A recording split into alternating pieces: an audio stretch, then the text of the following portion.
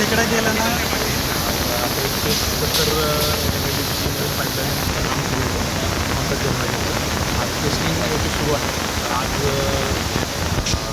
मेपासून ते जवळजवळ 80 किलोमीटरचे अंतर आहे आपल्या पाण्याचं. पाणीचं जे आपलं जलसंधारण वितरण केंद्र आहे त्या ठिकाणी पाणी आलेलं आहे.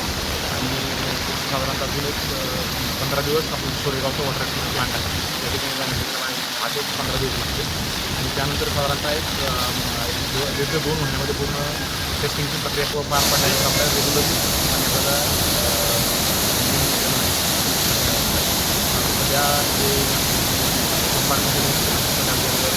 NDPचं जे पूर्ण टीम होती त्याच्यामध्ये सुपरविजन त्यांचं होतं आणि आमची पाणी पुरवठा विभागाची पण पूर्ण टीम त्याचं मी अभिनंदन करतो. त्याविषयी मी कुठल्याही निर्विघ्नपणे पाणी या ठिकाणी पोचलेलं आहे. कुठल्याही मेजर दुरुस्ती किंवा या टेस्टिंग झालेली नाही आहे. तर पूर्ण व्यवस्थित चेकिंग झाल्यानंतर साधारणतः 1 महिना ते 1.5 महिन्यामध्ये पूर्ण लाईन आपल्याला पूर्ण क्षमतेनं आपल्याला वापरात येईल. धन्यवाद.